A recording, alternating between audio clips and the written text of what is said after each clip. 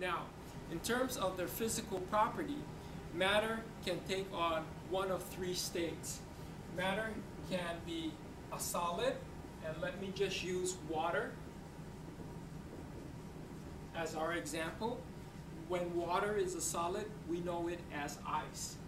If we apply heat to water, to ice, then if we apply heat to ice, then it melts and we get liquid water. But you have to apply heat in order to form, in order to make that transformation. And if we apply heat to water, then we get steam. Heat, of course, is what causes that transformation. But if we can take the steam and cool it, then we get liquid water back. The chemical identity of the gaseous vapor is not changed, only its physical form. If we take the liquid water and we cool it, then we get solid ice. So you notice that when we go from a solid to a liquid to a gas for water, we are not changing the identity. So we call that a physical change. On the other hand, if we take water, let's say we have a beaker of water, and we run some electrodes to this, let's say we run it against a battery, and we cause some electrolysis to that water, then what will happen is that the water will decompose to hydrogen and oxygen gas. And if you take the hydrogen and oxygen gas and cool it and try and get the liquid form, it's not water. And so that's a chemical change. In a chemical change, you change the identity of the substance. And when you try to reverse it, you don't get back the original substance. In a physical change, you change its physical nature, but you still retain the identity. So, going back to the example of solid, liquid, and gas, you can see that the transformation can be caused by application of heat.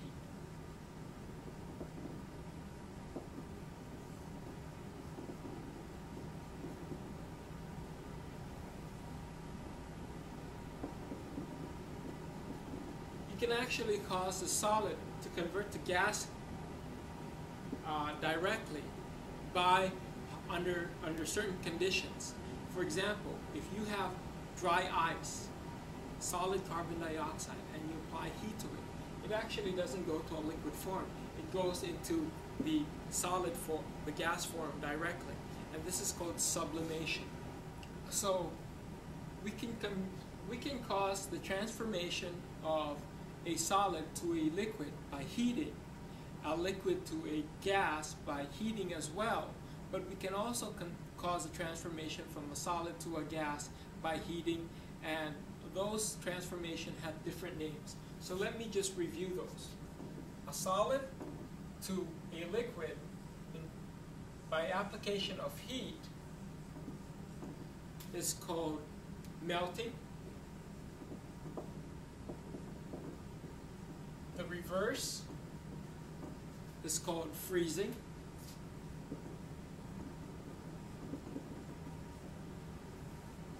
The conversion of a liquid to a gas is called vaporization.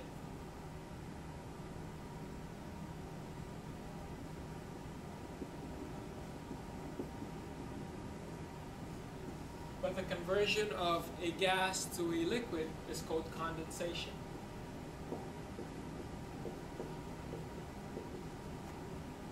When we convert a solid to a gas, like dry ice is carbon dioxide solid that upon application of heat or just sitting at room temperature goes directly into the gas form. That's called sublimation.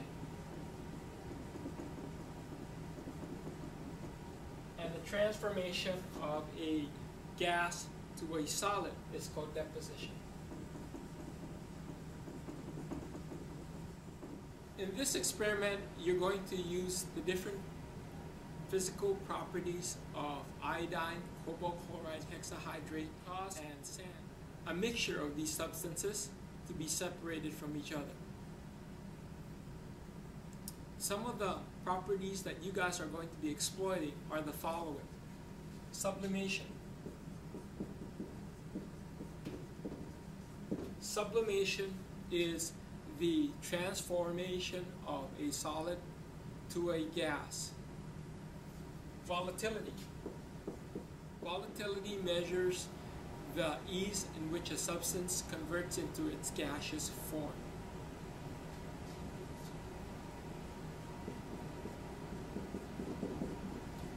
Solubility.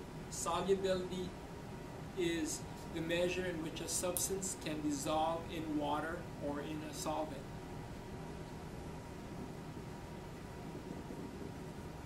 Density is a physical property that measures the mass of that substance in terms of its unit volume.